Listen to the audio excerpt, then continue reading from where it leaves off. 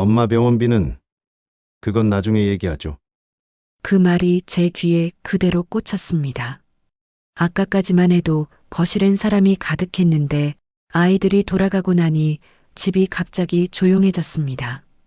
탁자 위에 남은 건 부의금 봉투뿐이었고요. 부의금은 공평하게 나누자던 아이들이 제 치료 얘기 앞에서는 왜 그렇게 서둘렀는지 모르겠습니다. 저는 아무 말도 하지 않았습니다. 괜히 분위기 흐리는 사람 같을까 봐요. 숟가락 부딪히는 소리만 괜히 크게 들렸고 손에 쥔 봉투 끝이 자꾸 구겨졌습니다. 다 정리됐네. 이제 누군가 남긴 그 말이 집안에 오래 남았습니다.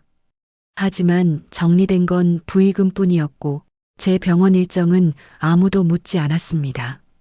그날 저는 제 치료 이야기를 하지 않기로 했습니다. 살다 보면 참 마음이 복잡해지는 날도 있지요. 저희에게 잠시 구독과 좋아요로 따뜻한 응원 한 번만 부탁드리고 이제 드라이브 영상 보시면서 오늘 이야기를 조금 더 편하게 이어가 보겠습니다. 부의금 봉투를 다 정리하고 나서야 집이 조용해졌어요. 아까까지만 해도 사람들 말소리로 가득하던 거실이었는데 아이들이 하나둘 돌아가고 나니까 탁자 위에 남은 건 빈 봉투뿐이었어요. 저는 그 자리에 그대로 앉아 있었어요. 큰아들 준석이는 계산기를 두드리다 말았어요. 숫자를 다시 확인하는 듯 버튼 위에 손을 얹었다가 아무 말 없이 내려놓았습니다. 작은아들 준호는 봉투를 한 번 더 세어보더니 자기 가방 안쪽으로 조심스럽게 넣었습니다. 딸 서정이는 그 옆에서 휴대폰으로 무언가를 확인하느라 고개를 거의 들지 않았지요. 셋 다 바쁘게 움직이고 있었지만 제 쪽을 보는 사람은 없었어요. 그 사이 저는 말을 꺼낼 타이밍을 몇 번이나 놓쳤어요. 누가 먼저 말을 꺼낼까 싶어 아이들 얼굴을 한 번씩 바라봤지만 아무도 제 눈을 보지 않았어요. 제가 먼저 입을 열면 괜히 분위기를 흐리는 사람처럼 보일 것 같아서 손만 움직이며 가만히 있었어요. 엄마 병원비는 나중에 얘기하죠. 준석이가 그렇게 말했어요. 제 눈은 보지 않은 채였어요. 말을 던져놓고는 괜히 봉투 숫자를 다시 맞추는 척을 했어요. 준호는 그 말에 아무 대답도 하지 않았고 서정이는 여전히 휴대폰 화면만 보고 있었지요. 그 순간 제가 아픈 사람이라는 사실은 그 집 안에서 잠시 빠져나간 것 같았습니다. 부엌으로 가서 밥상을 정리했어요. 이미 다 식은 국이었고 숟가락은 몇 번 들렸다 내려갔어요. 밥을 먹어야 한다는 생각은 들었는데 입으로 들어가지는 않았어요. 거실에서는 아이들 목소리가 낮게 들렸고 저는 부엌에서 그 소리를 듣는 척만 했어요. 다시 거실로 돌아왔을 때 아이들은 각자 전화를 받고 있었어요. 준석이는 창가 쪽으로 가서 통화를 했고 준호는 현관 쪽에서 짧게 대답만 했어요. 서정이는 문자 화면을 넘기며 고개를 끄덕였어요. 그 사이 저는 소파에 앉아 손을 무릎 위에 올려두고 있었어요. 말을 꺼내려다 그만둔 게 그때도 한 번이 아니었어요. 준석이가 전화를 끊는 순간을 기다렸다가 입을 다물었고 준호가 가방을 여는 걸 보다가 다시 고개를 숙였어요. 지금은 아니라는 말이 머릿속에서 몇 번이나 반복됐어요. 방으로 들어가 겉옷을 벗어 걸었어요. 장례식장에서 입고 왔던 옷이 그대로였어요. 옷걸이에 걸어두고 나니 갑자기 몸이 무거워졌어요. 침대에 잠깐 앉았다가 다시 일어났어요. 누우면 더 많은 생각이 날 것 같았지요. 불을 끄고 거실로 나왔을 때 아이들은 이미 신발을 신고 있었어요. 서정이는 가방을 메고 있었고 준호는 현관문 손잡이를 잡고 있었어요. 준석이는 마지막으로 집안을 한번 둘러봤어요. 저는 그 모습을 보고도 아무 말도 하지 않았어요. 다 정리됐네, 이제. 준석이가 그렇게 말했어요.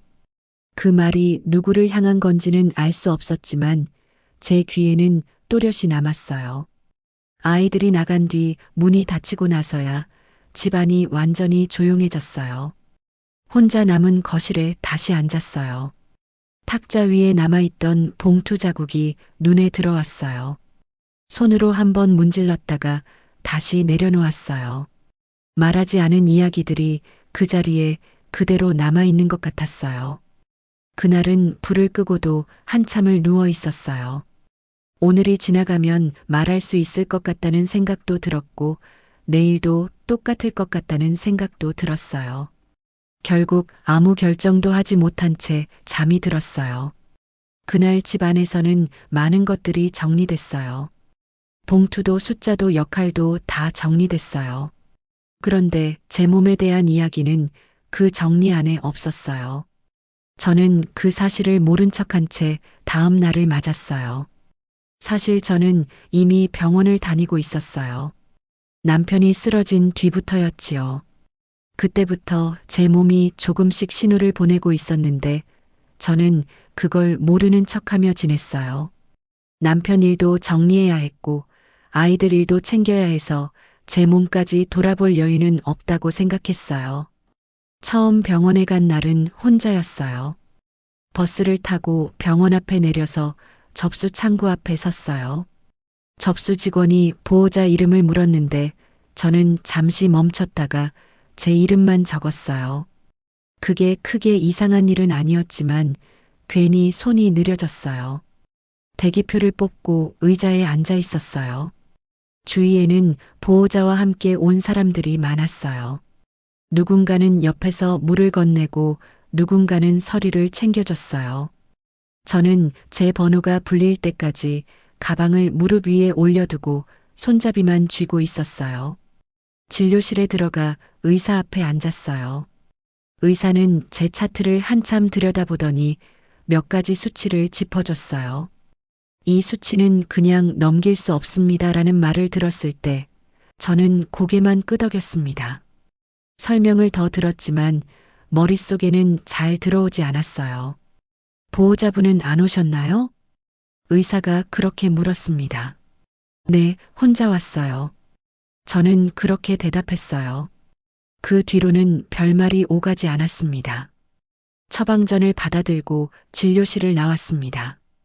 약국에 들러 약 봉투를 받아들었고 가방 안에 넣었어요. 그날은 약 봉투가 평소보다 묵직하게 느껴졌습니다. 병원에서 돌아오는 길에는 늘 벤치에 잠깐 앉았다가 집으로 갔어요. 바로 집에 들어가면 아이들 얼굴이 떠오를 것 같았지요. 휴대폰을 손에 쥐고 큰아들 준석이 이름을 눌렀다 지웠어요. 작은아들 준호 이름도 눌렀다 지웠어요. 딸 서정이 이름은 아예 누르지 못했습니다. 엄마, 또 병원이야? 그 말을 들을까 봐서였어요. 며칠 뒤 다시 병원에 갔습니다. 그날도 혼자였어요. 같은 의자에 앉아 같은 번호표를 들고 있었습니다. 주변 풍경도 비슷했습니다. 보호자와 함께 온 사람들 사이에서 저는 늘 혼자였어요. 의사는 치료 계획을 조금 더 자세히 이야기했어요. 당분간은 미루지 않는 게 좋다고 했습니다. 저는 알겠습니다라고만 대답했어요. 그 말이 쉬워서 그렇게 했습니다. 장례식 전날 밤에도 병원에 다녀왔어요. 집에 돌아오는 내내 의사의 말이 귀에 남아 있었어요. 현관문을 열고 들어서는 순간 저는 그 말을 접어두었어요. 거실 불을 켜고 약 봉투를 식탁 위에 올려두었다가 다시 서랍 안으로 밀어 넣었습니다. 아이들이 볼까 봐서였어요. 다음 날 아침에는 장례식 준비로 정신이 없었어요. 검은 옷을 챙기고 연락을 돌리고 남편 영정 사진을 다시 확인했습니다. 그 사이 제 몸은 계속 묵직했지만 아무도 그 이야기를 꺼내지 않았어요. 장례가 끝난 뒤에도 병원은 계속 다녔습니다. 장례가 끝났으니 이제 말할 수 있을 것 같았는데 막상 병원 예약 문자를 보고 나니 또 손이 멈췄습니다. 날짜와 시간이 적힌 문자를 한참 들여다보다가 화면을 껐어요. 며칠 뒤 다시 병원에 갔을 때 접수 창구에서 또 보호자 칸을 비워두었습니다. 그 칸을 그냥 지나치는 일이 점점 익숙해졌어요. 익숙해진다는 게 좋은 일은 아니었지만 그렇게라도 해야 마음이 덜 복잡했습니다. 집으로 돌아와 약을 먹고 나면 잠깐 숨이 가빠질 때가 있었어요. 그럴 때마다 소파에 앉아 손을 무릎 위에 올려두고 가만히 있었습니다. 아이들에게 전화할까 하다가도 그만두었어요. 아직은 아니라고 스스로에게 말했습니다. 그때까지만 해도 저는 이 병원 일이 제 삶에서 이렇게 오래 이어질 거라고는 생각하지 못했어요. 그냥 잠깐 다녀오는 일이라고 생각했습니다. 아이들 일이 조금 정리되면 그때 말해도 된다고 생각했어요. 그렇게 저는 병원을 다니고 있었습니다. 아무에게도 크게 알리지 않은 채로요. 장례를 마치고 집으로 돌아온 뒤 며칠은 시간이 흐르는 감각이 거의 없었습니다.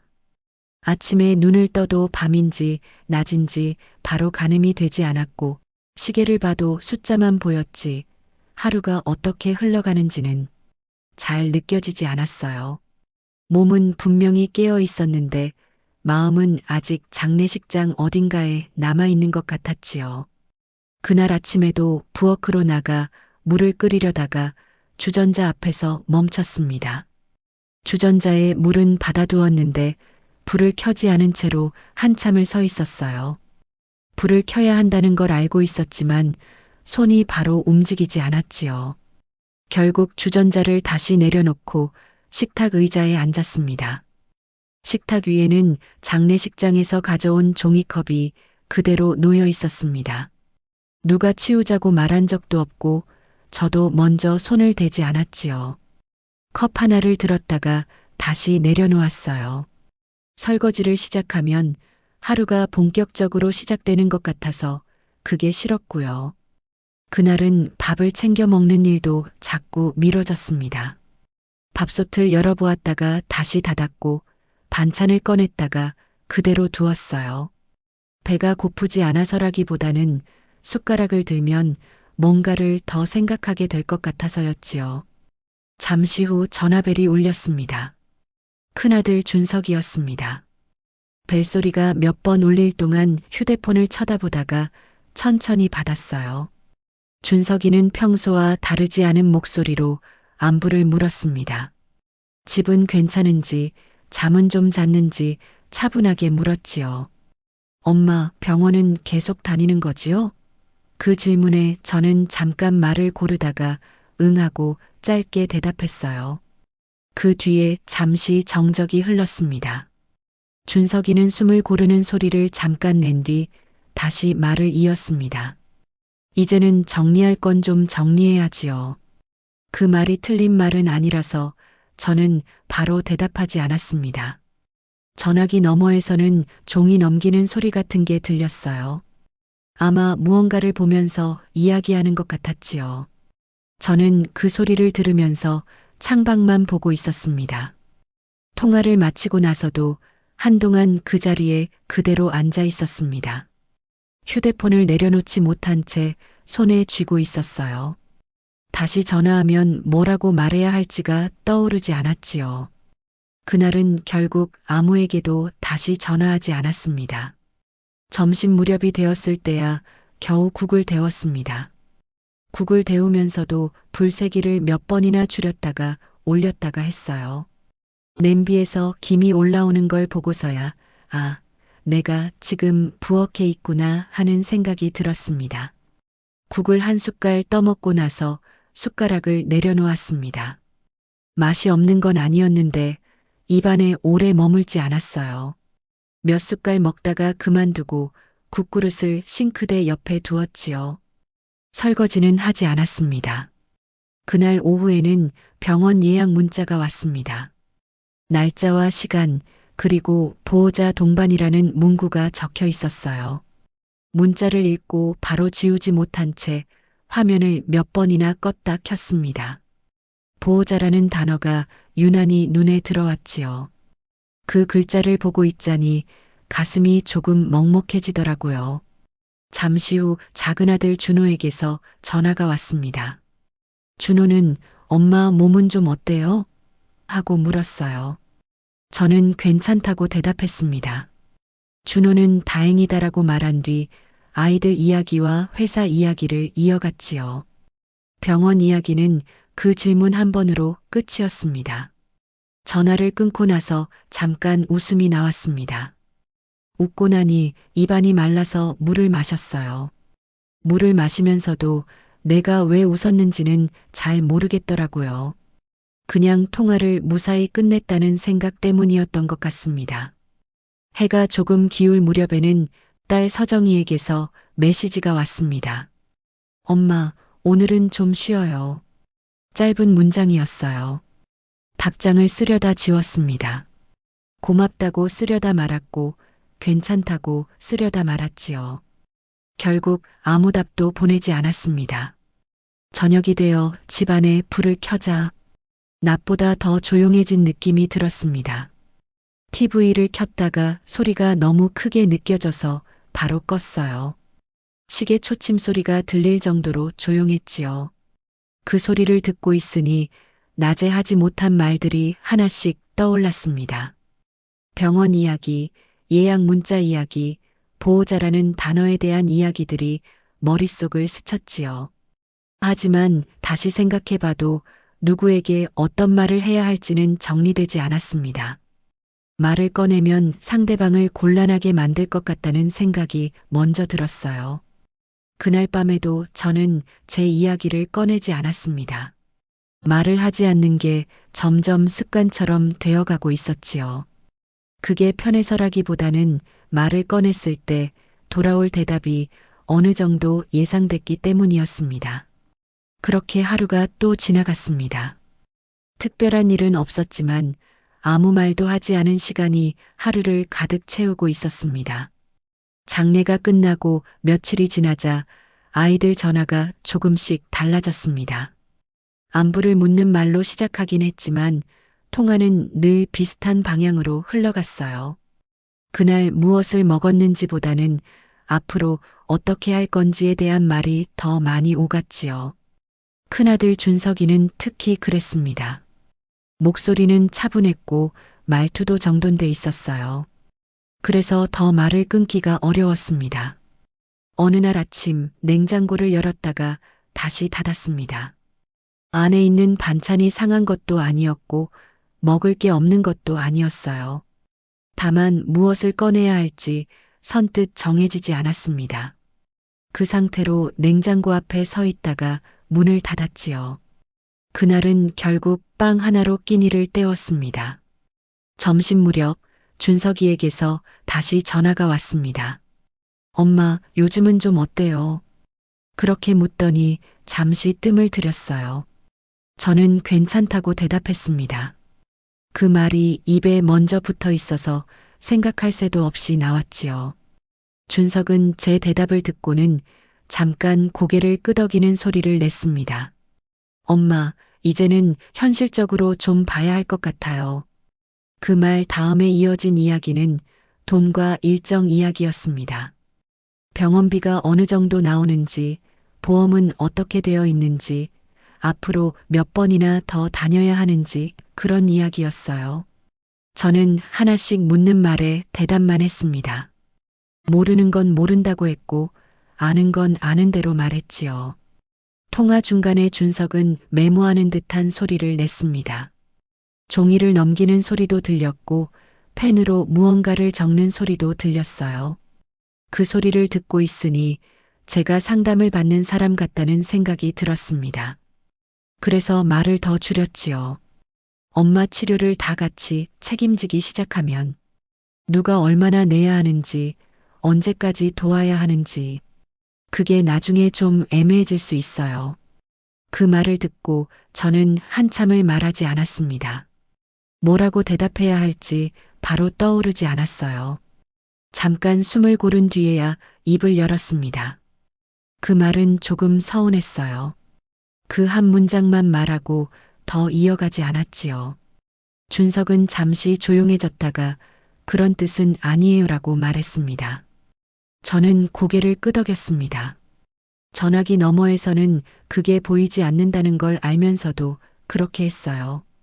그 뒤로는 다시 정리 이야기로 돌아갔습니다. 전화를 끊고 나서 한동안 거실에 앉아 있었습니다. TV를 켜지도 않았고 라디오도 틀지 않았어요. 소리가 나면 생각이 더 많아질 것 같았거든요. 대신 창문으로 들어오는 빛만 보고 있었지요. 시간이 꽤 흘렀는데도 자세를 바꾸지 않았습니다. 그날 오후에는 작은 아들에게서 문자가 왔습니다. 엄마, 형이랑 통화했어요? 짧은 문장이었어요. 저는 그렇다고 답했습니다. 준호는 형 말이 맞는 것도 있어요 라고 보냈습니다. 그 말 뒤에 더 이어지지는 않았습니다. 문자를 보고 나서 휴대폰을 내려놓았습니다. 다시 들었다가 잠금 화면만 켜고 다시 내려놓았지요. 그 행동을 몇 번이나 반복했습니다. 누군가에게 먼저 연락할 생각은 들지 않았습니다. 저녁 무렵 딸이 집에 잠깐 들렀습니다. 과일이랑 반찬을 몇 가지 들고 왔어요. 딸은 부엌에 들어가자마자 싱크대를 한번 보고 식탁을 한번 봤습니다. 아무 말도 하지 않았지만 그 시선이 오래 남았지요. 엄마, 요즘 밥은 챙겨 먹어요? 그 질문에 저는 고개를 끄덕였습니다. 서정이는 더 묻지 않았습니다. 대신 반찬을 냉장고에 넣고 과일을 씻었어요. 그 모습이 익숙해서 아무 말도 하지 않았습니다. 서정이가 돌아간 뒤 냉장고를 다시 열었습니다. 아까보다 안이 더 꽉 차 있었지만 여전히 무엇을 꺼낼지는 바로 정해지지 않았어요. 결국 물만 한 컵 마셨습니다. 며칠 뒤 큰아들이 집에 들렀습니다. 서랍을 열어 서류를 한번 훑어보고 다시 닫았어요. 병원 고지서가 그 안에 있었지만 준석은 아무 말도 하지 않았습니다. 그 침묵이 더 길게 느껴졌지요. 엄마, 지금 이 얘기까지 꺼내면 우리도 준비가 안 된 상태라서요. 일단은 조금 미뤄두는 게 좋을 것 같아요. 그 말에 저는 고개만 끄덕였습니다. 반박하지도 않았고 이유를 묻지도 않았어요. 그날은 그렇게 정리라는 말만 여러 번 남기고 준석은 돌아갔습니다. 문이 닫힌 뒤 저는 한동안 현관 쪽을 바라보고 있었습니다. 집안은 다시 조용해졌고 그 조용함이 전보다 더 넓게 느껴졌어요. 정리된 건 서류 몇 장이었지만 제 마음은 어디에도 정리되지 않은 채 그대로 남아 있었습니다. 병원 예약일이 다가오자 아침 공기가 유난히 차갑게 느껴졌습니다. 전날 밤에는 알람을 맞춰두었지만 잠이 깊지 않았고 눈을 뜨자마자 창문부터 열었어요. 창밖으로 보이는 하늘은 흐렸고 오늘은 비가 올 것 같다는 생각이 들었지요. 휴대폰을 집어들었다가 다시 내려놓았습니다. 누구에게도 오늘 병원 간다는 말을 먼저 하지 않겠다고 마음을 정해두었기 때문입니다. 씻고 옷을 갈아입으면서도 손이 몇 번이나 멈췄어요. 옷장 앞에서 외출복을 꺼냈다가 다시 넣었고 평소보다 단정한 옷을 고르려다 말았습니다. 병원에 가는 날인데도 평소처럼 입고 싶었지요. 부엌에서 물을 한 컵 마신 뒤 가방을 챙겼습니다. 지갑과 휴대폰, 진료카드를 넣고도 한참을 가방 안을 들여다봤어요. 보호자 신분증을 챙기라는 안내 문구가 떠올랐지만 가방에는 제 것만 넣었습니다. 집을 나서기 전 현관에서 잠시 멈췄습니다. 신발을 신은 채로 문손잡이를 잡고 있었지요. 그때 큰아들 준석이에게 전화가 오면 어쩌나 하는 생각이 스쳤습니다. 그 생각이 지나가자마자 스스로 고개를 저었어요. 전화가 오지 않기를 바라는 마음과 오면 받지 않겠다는 마음이 함께 있었지요. 문을 열고 나왔습니다. 엘리베이터를 기다리는 동안 손가락이 휴대폰 위로 올라갔다 내려오기를 반복했습니다. 화면을 켜지 않았는데도 진동이 울릴 것 같은 기분이 들었어요. 엘리베이터 문이 열리고 안으로 들어갔습니다. 거울에 비친 제 얼굴을 잠깐 봤는데 생각보다 차분해 보였지요. 버스 정류장까지 걸어가며 호흡을 고르려고 했습니다. 평소보다 걸음이 느렸고 신호등 앞에서는 더 오래 멈췄어요. 버스에 올라 자리에 앉아 창가로 몸을 돌렸습니다. 창밖으로 스치는 가게 간판과 사람들을 보면서도 머릿속은 조용하지 않았지요. 보호자 동반이라는 문구가 계속 떠올랐습니다. 병원에 혼자 가는 게 맞는지, 그래도 누군가에게 말해야 하는지 생각이 오갔어요. 하지만 휴대폰을 꺼내지 않았습니다. 오늘은 혼자 가기로 정한 날이었으니까요. 병원에 도착하자 안내 데스크 앞이 붐볐습니다. 접수표를 뽑고 의자에 앉았습니다. 주변을 둘러보니 대부분 보호자와 함께 와 있었어요. 나란히 앉아 서류를 넘기거나 누군가의 어깨를 토닥이는 모습이 눈에 들어왔지요. 저는 제 번호가 표시된 종이만 보고 있었습니다.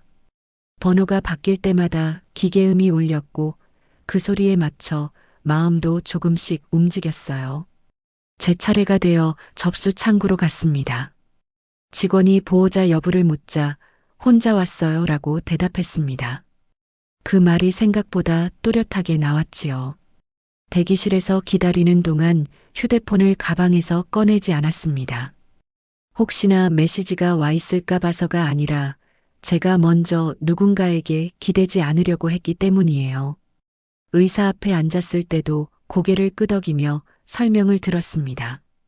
치료 일정과 검사 결과를 하나씩 확인했고 다음 예약 날짜를 잡았습니다.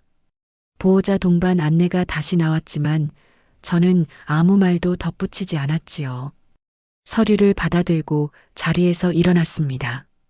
검사실로 이동하는 복도를 걸으면서 발소리가 유난히 크게 들렸습니다.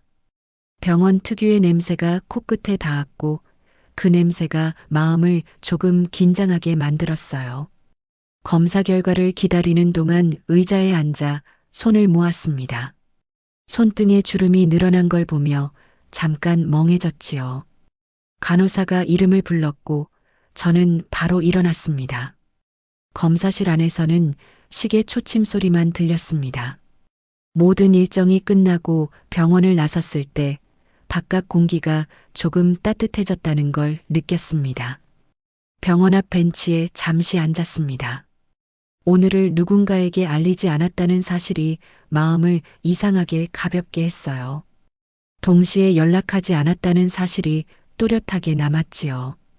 휴대폰을 꺼내 화면을 켰습니다. 부재중 전화는 없었고 메시지도 없었습니다. 그걸 확인하고 나서야 휴대폰을 다시 가방에 넣었습니다. 집으로 돌아오는 길에는 버스 대신 천천히 걸었습니다. 가게 앞을 지나며 빵 냄새를 맡았고 작은 꽃집 앞에서 잠시 멈췄어요. 꽃을 살 생각은 없었지만 색깔을 한 번 더 보고 지나갔지요. 집에 도착해 문을 열었을 때 집안은 아침과 다르지 않게 조용했습니다. 신발을 벗고 가방을 내려놓은 뒤 병원 서류를 식탁 위에 올려두었다가 다시 가방에 넣었습니다. 오늘은 서랍에 넣지 않기로 했어요. 그날 저녁 큰아들 준석이에게서 전화가 왔습니다. 화면을 보자마자 받지 않았습니다. 진동이 멈출 때까지 그대로 두었어요. 잠시 후 작은아들 준호에게서도 전화가 왔지만 역시 받지 않았습니다. 전화가 울리지 않는 집안이 낯설었고 그 낯설미 생각보다 오래 갔지요. 저는 그 사이에 국을 데워 먹었습니다. 혼자 먹는 국이었지만 오늘은 끝까지 다 먹었습니다. 식사를 마치고 설거지를 하면서 물소리를 들었습니다. 그 소리가 마음을 조금 가라앉혀 주었어요. 휴대폰은 여전히 가방 안에 있었습니다. 누군가에게 설명하지 않아도 되는 하루가 이렇게 지나간다는 게 이상하게 느껴졌지요. 그날 밤 저는 병원에 혼자 다녀왔다는 사실을 누구에게도 알리지 않았습니다. 말 대신 선택으로 선을 그은 하루였고 그 선택이 제 안에 조용히 남아 있었습니다. 병원에 혼자 다니기 시작한 뒤로 제 하루는 조금 달라졌습니다. 달라졌다기보다는 이전보다 더 단순해졌다고 해야 맞을 것 같았어요. 아침에 눈을 뜨면 오늘 병원에 가는 날인지 아닌지를 먼저 떠올렸고, 가는 날이면 시간을 계산해 옷을 골랐습니다.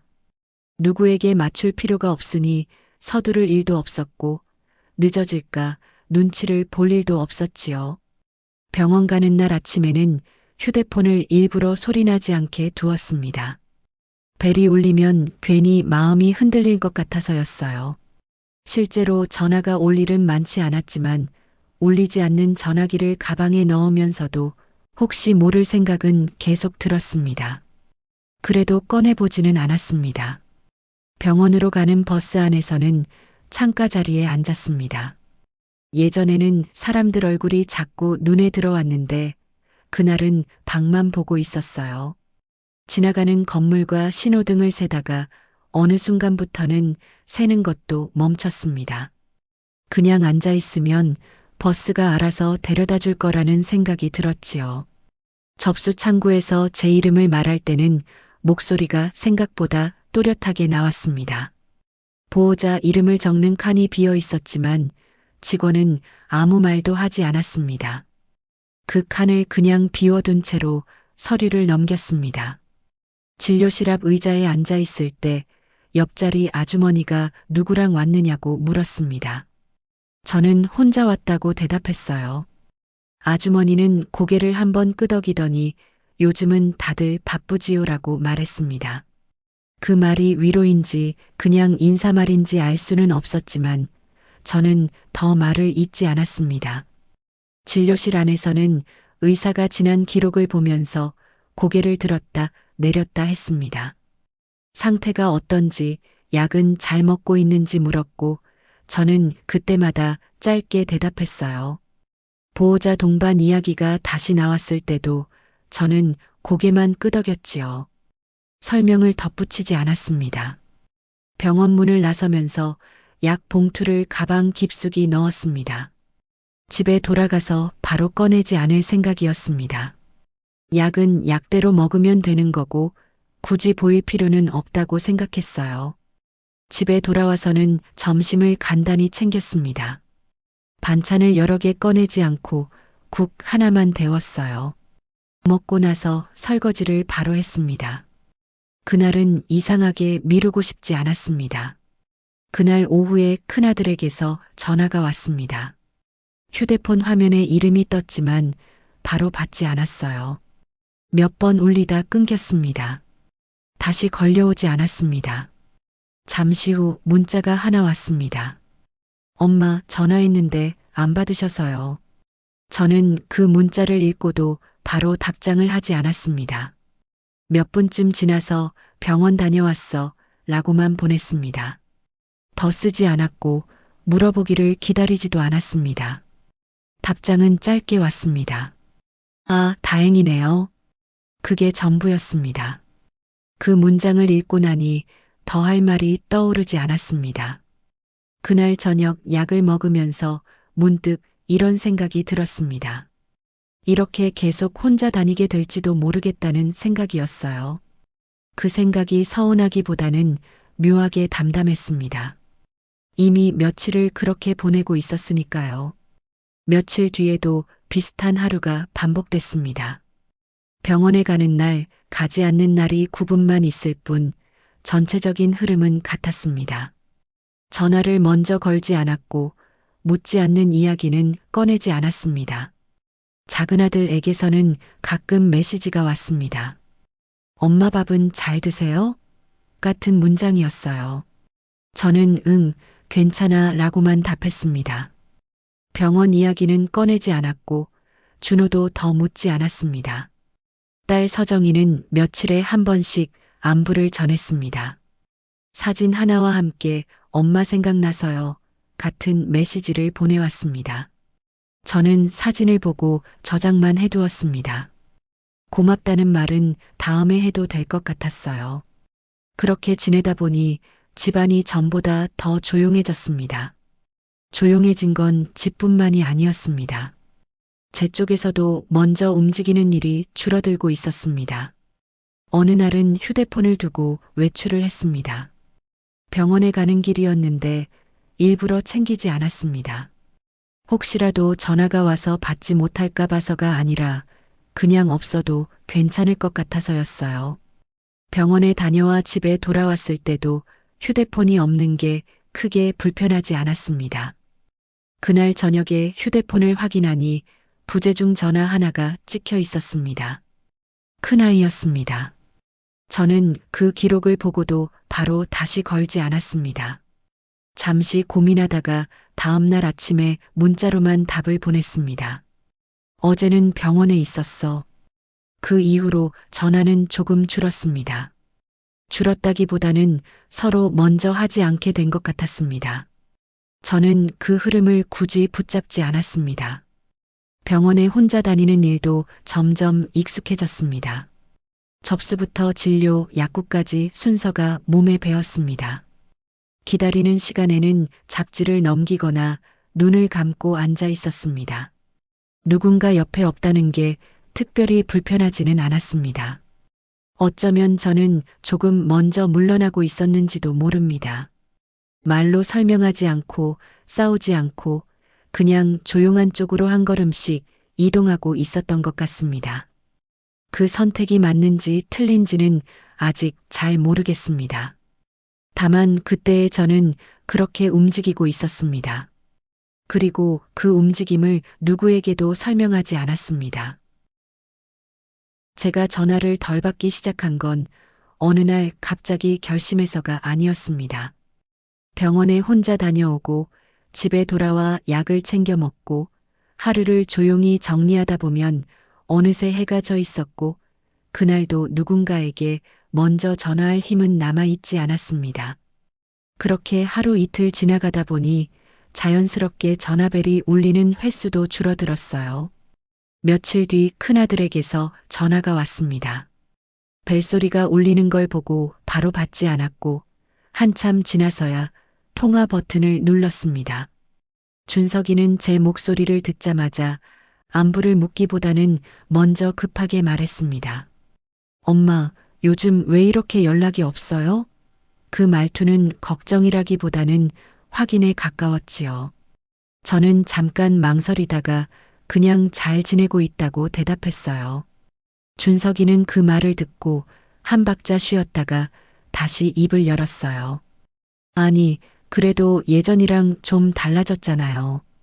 그는 제가 병원에 혼자 다닌다는 것도 전화를 먼저 하지 않는다는 것도 이미 알고 있는 눈치였습니다. 준석이는 말을 이어가면서 제 생활을 하나씩 짚어나갔습니다. 병원 날짜는 언제인지, 진료는 얼마나 걸리는지, 약은 꾸준히 먹고 있는지 묻더니 어느 순간부터는 질문이 아니라 정리가 되었습니다. 엄마가 요즘 너무 혼자 다 하려고 해서 그래요. 그 말은 부드러웠지만 방향은 분명했습니다. 저는 그 말에 바로 답하지 않았습니다. 수화기 너머에서 잠시 정적이 흐르자 준석이는 다시 말을 꺼냈지요. 엄마, 이게 애매해지면 나중에 정리하기가 더 힘들어져요. 그 문장은 걱정처럼 들렸지만 어딘가에서 이미 결론이 내려진 말 같았습니다. 그날 통화는 길지 않았습니다. 준석이는 마지막에 그래도 엄마가 연락은 좀 자주 해줘야지요라고 말했고 저는 알겠다고만 했어요. 전화를 끊고 나서도 그 말이 귀에 남아 있었습니다. 연락이라는 말이 안부가 아니라 관리처럼 느껴졌기 때문이었습니다. 그 다음 날에도 저는 병원에 혼자 갔습니다. 버스를 타고 병원 앞에 내렸고 접수 창구에서 번호표를 뽑고 의자에 앉아 제 차례를 기다렸습니다. 주변에는 보호자와 함께 온 사람들이 많았고 누군가는 제 옆자리에 앉아 통화를 하며 보호자에게 상황을 설명하고 있었습니다. 제 차례가 되어 진료실에 들어갔을 때 의사는 제 상태를 차분히 설명해 주었습니다. 치료는 계속 필요하고 중간에 쉬면 안 된다는 말이었습니다. 저는 고개를 끄덕이며 잘 알겠다고 대답했어요. 보호자 얘기는 나오지 않았고 저도 묻지 않았습니다. 진료를 마치고 병원을 나서는데 휴대폰이 울렸습니다. 큰아들 준석이었습니다. 화면을 보고도 바로 받지 않았습니다. 병원 앞 벤치에 잠시 앉아 가방 안을 정리하며 벨소리가 멈출 때까지 기다렸습니다. 그게 일부러 그런 건 아니었는데 그렇게 되더라고요. 집에 돌아온 뒤 준석이에게서 문자가 와 있었습니다. 엄마, 전화 좀 받아요. 짧은 문장이었지만 급한 느낌이 있었습니다. 저는 바로 답장을 하지 않았습니다. 대신 물을 끓여 차를 한 잔 마시고 약을 챙겨 먹고 잠시 창문을 열어 환기를 했습니다. 한참 뒤에야 조금 전에 병원 다녀왔어 라고 답장을 보냈습니다. 준석이는 곧바로 전화를 걸어왔고 저는 그때도 바로 받지 않았습니다. 다시 벨소리가 멈춘 뒤에야 통화 버튼을 눌렀습니다. 준석이는 목소리를 낮추고 말했습니다. 엄마, 이렇게 말도 안 하고 가시면 저희가 상황을 파악할 수가 없어요. 그 말을 들으니 저는 제 행동도 결정할 수 없는 사람이 된 것 같았습니다. 저는 그 말을 듣고도 설명하지 않았습니다. 대신 지금은 괜찮다고만 말했어요. 그날 저녁 준석이는 다시 문자를 보냈습니다. 병원비는 얼마나 나오는지, 다음 예약은 언제인지, 앞으로는 혼자 다니지 말라는 내용이었습니다. 문자를 읽고도 바로 답하지 않았습니다. 문장을 몇 번이나 읽다가 결국 휴대폰을 내려놓았습니다. 며칠 뒤에도 비슷한 일이 반복되었습니다. 제가 먼저 연락하지 않으면 준석이는 하루 이틀 지나 전화를 걸어왔고 통화 내용은 늘 비슷했습니다.